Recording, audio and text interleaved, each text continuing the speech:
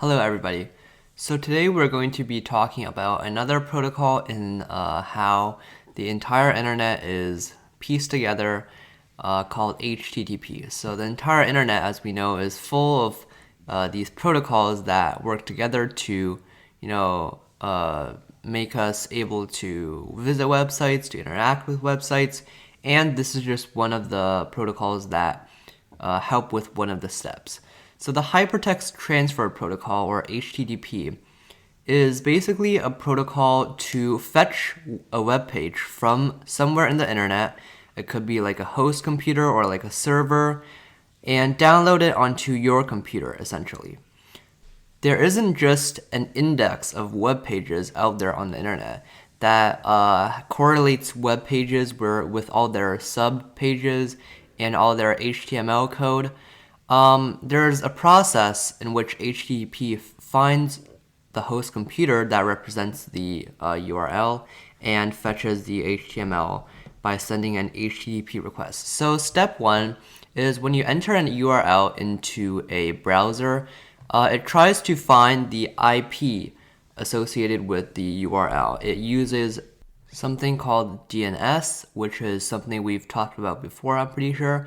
And this is basically the actual address of the web page, not the alias. The URL is just the alias, and the IP address is basically their actual address. And your computer doesn't automatically know that. It has to look for it by sniffing around servers and asking servers, etc.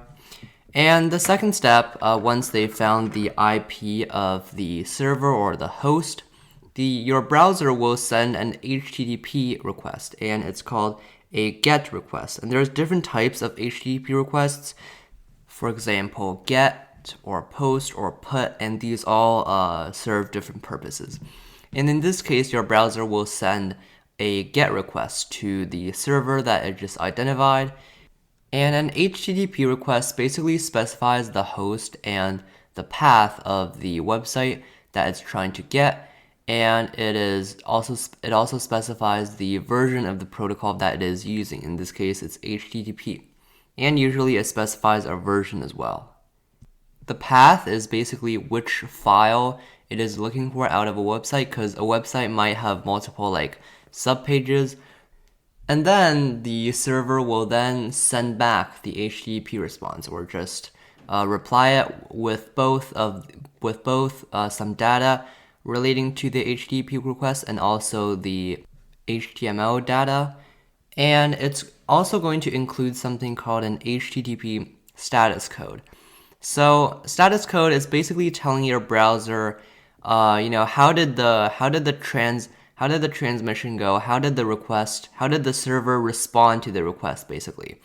And there's a lot of HTTP status codes. For example, 200 means success, and 404 famously means not found, which means you're trying to access like a subpage that doesn't exist on the server.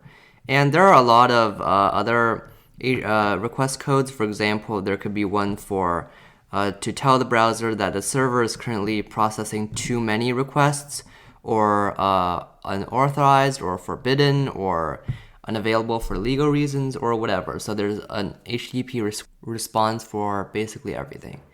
And then once the server has sent back the HTTP response, your browser will be able to load the HTML for you to see. So the HTTP will essentially write out whatever HTML the server sent to you. So that is the process that your browser uses or has to use to grab HTML off of websites. HTTP is just one of the protocols out of a lot, but right now I think it's one of the most commonly used ones. So it's basically a protocol to download websites from hosts, essentially. So that'll be all for today. Goodbye.